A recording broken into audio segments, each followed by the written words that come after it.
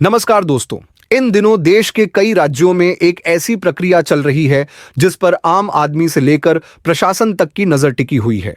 इस प्रक्रिया को स्पेशल इंटेंसिव रिवीजन SIR कहा जा रहा है। उत्तर प्रदेश सहित करीब 12 राज्यों में इसे लागू किया जा चुका है। इसी क्रम में 6 जनवरी को SIR के तहत तैयार की गई ड्राफ्ट मतदाता सूची जारी की गई और इसके जारी होते ही पूरे देश में इसको लेकर चर्चा शुरू हो गई। खासकर उत्तर प्रदेश में लोगों की चिंता सिर्फ सोशल मीडिया पर चल रही बातों की वजह से नहीं है, बल्कि जो आधिकारिक आंकड़े सामने आए हैं उन्होंने भी सबको चौंका दिया है। यानी लगभग 6.59 करोड़ नाम ड्राफ्ट सूची से हटा दिए गए। अगर प्रतिशत में देखें तो यह करीब 12.93% बैठता है। आसान शब्दों में कहें तो हर 100 मतदाताओं में से लगभग 13 लोगों का नाम ड्राफ्ट लिस्ट में नहीं दिख रहा है। उत्तर प्रदेश में हालात और ज्यादा ध्यान खींचने वाले हैं। अकेले यूपी में ही करीब 2.89 करोड़ मतदाताओं के नाम ड्राफ्ट लिस्ट से बाहर हो गए हैं। यही वजह है कि लोगों के मन में डर, सवाल और भ्रम तेजी से बढ़ रहा है।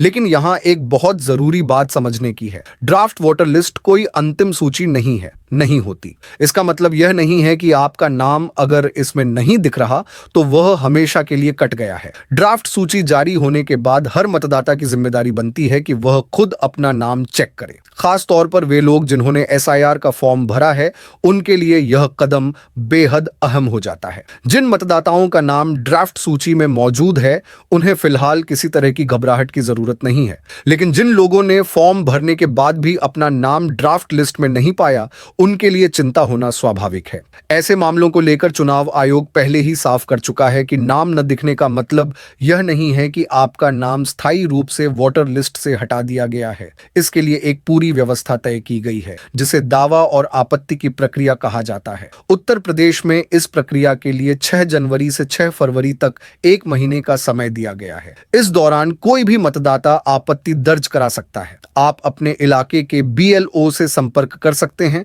और यह जानकारी ले सकते हैं कि आपका नाम ड्राफ्ट सूची में क्यों नहीं आया और उसे कैसे ठीक किया जा सकता है। असल परेशानी यहाँ यह है कि बहुत से लोग SIR फॉर्म भरने के बाद यह मान लेते हैं कि अब आगे कुछ करने की जरूरत नहीं है। वे न तो ड्राफ्ट लिस्ट चेक करते हैं और न ही आगे की प्रक्रिया को समझते हैं। जब बाद में नाम लिस्ट में नहीं दिखता तो घबराहट बढ़ जाती है और लोग पूरी व्यवस्था पर सवाल उठाने लगते हैं। जबकि सच्चाई यह है कि सिस्टम खुद आपको सुधार का मौका देता है, बस आपको समय रहते सही कदम उठाना होता है। कई जगह यह भी देखने में आ रहा है कि लोगों को 2003 की वोटर लिस्ट से जुड़ी दिक्कतें आ रही हैं। कुछ लोग अपना या अपने माता पिता का नाम उस लिस्ट में ढूंढ नहीं पा रहे हैं। कई लोगों को यह तक नहीं पता कि 2003 की वोटर लिस्ट कहां और कैसे देखी जाती। पुराने EPIC नंबर बदल चुके हैं, पते अपडेट हो चुके हैं और नामों की स्पेलिंग में भी अंतर आ गया है। महिलाओं के मामलों में शादी के बाद सरनेम बदलना भी एक बड़ी वजह बनकर सामने आ रहा है। इन सब कारणों की वजह से लोगों के मन में यह सवाल उठ रहा है कि अगर BLO दस्तावेज मांगेंगे तो वे क्या दिखाएंगे, कौन कौन से कागज पहले से तैयार रखने चाहिए ताकि नाम दोबारा जुड़वाने में कोई परेशानी न आए। यही वजह है कि यह वीडियो हर उस व्यक्ति के लिए जरूरी है जिसने SIR फॉर्म भरा है, चाहे उसका नाम ड्राफ्ट सूची में दिख रहा हो या नहीं। इस वीडियो में हम साफ साफ समझेंगे कि किन लोगों से दस्तावेज मांगे जा सकते हैं, किस उम्र के मतदाताओं पर यह नियम ज्यादा लागू होता है और किन लोगों को किसी भी तरह की चिंता करने की जरूरत नहीं है। साथ ही यह भी जानेंगे कि BLO किस स्थिति में नोटिस देते हैं और उस नोटिस का सही जवाब कैसे देना चाहिए। लेकिन आगे बढ़ने से पहले अगर आप पहली बार हमारे चैनल पर आए हैं तो चैनल को सब्सक्राइब जरूर कर लें, क्योंकि आने वाले समय में SIR की यह प्रक्रिया सिर्फ इन्हीं राज्यों तक सीमित नहीं रहने वाली, बल्कि पूरे देश में चरणबद्ध तरीके से लागू की जाएगी। अब अगर नाम कटने की वजहों पर नजर डालें तो ज्यादातर मामलों में कारण बहुत छोटे होते हैं, जैसे माता पिता के नाम की स्पेलिंग में अंतर, आधार और वोटर ID की जानकारी का मेल न होना, EPIC नंबर गलत भर जाना या फॉर्म में कोई कॉलम अधूरा रह जाना। इसके अलावा जिन लोगों की मृत्यु हो चुकी है, जिन्होंने SIR फॉर्म जमा नहीं किया या जो स्थायी रूप से किसी दूसरे स्थान पर शिफ्ट हो चुके हैं, उनके नाम भी ड्राफ्ट सूची में शामिल नहीं किए गए हैं। सीधे शब्दों में कहें तो जिनका 2003 का रिकॉर्ड मेल नहीं खा रहा है या जिनसे फॉर्म भरते समय गलती हुई है, उन्हें चुनाव आयोग की तरफ से नोटिस मिल सकता है। ऐसे मामलों में BLO खुद आपके घर आएंगे, नोटिस सौंपेंगे और सही जानकारी या दस्तावेज मांगेंगे। यहां डरने की बिल्कुल जरूरत नहीं है। बीएलओ का मकसद आपको परेशान करना नहीं बल्कि आपकी मदद करना होता है। वे आपको पूरी प्रक्रिया समझाएंगे और जरूरत पड़ने पर फॉर्म को दोबारा सही तरीके से भरने में भी सहयोग करेंगे। अब यहां पर एक बहुत अहम नियम समझना जरूरी है, जिसे लेकर सबसे ज्यादा भ्रम फैलाया जा रहा है। अगर किसी मतदाता को एसआईआर के तहत नोटिस दिया जाता है तो उससे ढेर सारे कागज नहीं मांगे जाएंगे। नियम यह है कि तय की गई 11 तरह की दस्तावेज सूची में से सिर्फ एक सही और वैध दस्तावेज दिखाना पर्याप्त होगा। लेकिन यह छूट सभी के लिए नहीं है। यह व्यवस्था केवल उन लोगों पर लागू होती है जिनकी उम्र 40 साल या उससे ज्यादा है। इसके पीछे तर्क साफ है। अगर कोई व्यक्ति 40 वर्ष या उससे अधिक उम्र का है तो उसका जन्म वर्ष 1987 से पहले का माना जाता है। ऐसे मामलों में प्रशासन यह मानकर चलता है कि व्यक्ति लंबे समय से देश में रह रहा है। इसलिए चाहे कोई 42 साल का हो, 50 का हो या 65 साल का, सभी से सिर्फ एक मजबूत दस्तावेज ही मांगा जाएगा, उससे ज्यादा नहीं। अब सवाल यह नहीं है कि कौन सा दस्तावेज सबसे बड़ा है, बल्कि यह है कि आपके पास क्या उपलब्ध है। सबसे पहले आधार कार्ड की बात करें। आधार कार्ड की भूमिका यहां सहायक की है, निर्णायक की नहीं।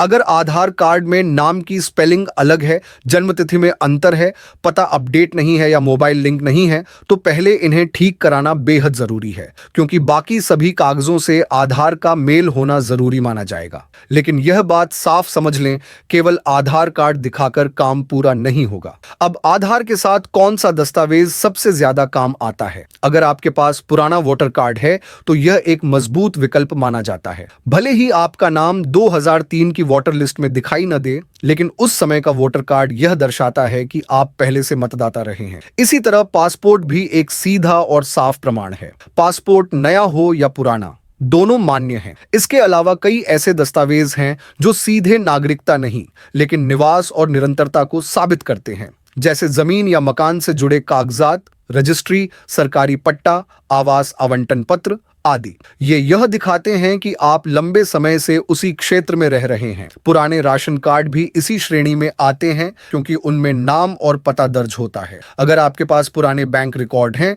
जैसे पासबुक, एफडी कागजात या स्टेटमेंट, तो वे भी सहायक प्रमाण माने जाते हैं। पोस्ट ऑफिस की पासबुक, जाति प्रमाण पत्र या निवास प्रमाण पत्र भी कई मामलों में उपयोग में लिए जा सकते हैं। जिन लोगों ने कभी सरकारी सेवा की है, उनके लिए नियुक्ति पत्र, सर्विस रिकॉर्ड या वेतन पर्ची भी मजबूत सहायक दस्तावेज बन जाते हैं। वहीं पेंशन पाने वाले वरिष्ठ नागरिकों के लिए पेंशन स्लिप भी मान्य मानी जाती है। अब एक सच्चाई यह भी है कि हर व्यक्ति के पास इतने पुराने कागज नहीं होते, लेकिन इसका मतलब यह नहीं कि अब कुछ किया ही नहीं जा सकता। कुछ दस्तावेज ऐसे हैं जिन्हें आज भी बनवाया जा सकता है। उदाहरण के तौर पर पासपोर्ट, यह हर भारतीय नागरिक बनवा सकता है और इसे सबसे मजबूत दस्तावेजों में गिना जाता है। इसी तरह जन्म प्रमाण पत्र, जिसे आज नागरिकता और उम्र का सबसे भरोसेमंद आधार माना जाता है, वह भी किसी भी उम्र में बनवाया जा सकता है। इसकी प्रक्रिया सरल है और इससे जुड़ी जानकारी वीडियो के विवरण में दी गई है। यह भी याद रखना जरूरी है कि 6 जनवरी से 6 फरवरी तक का समय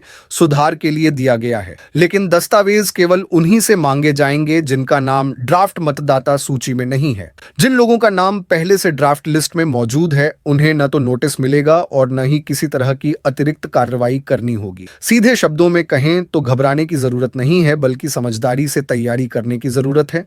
अगर नाम ड्राफ्ट सूची में नहीं दिख रहा है, तभी सतर्क होना है। अगर नाम दिख रहा है तो फिलहाल आप सुरक्षित हैं। उम्मीद है अब यह बात साफ हो गई होगी कि किस स्थिति में कौन सा दस्तावेज काम आता है और क्यों पहले से तैयारी रखना जरूरी है। अगर यह जानकारी आपके लिए मददगार रही हो तो वीडियो को लाइक करें और चैनल को सब्सक्राइब जरूर करें। हम फिर मिलेंगे एक और जरूरी अपडेट के साथ। धन्यवाद।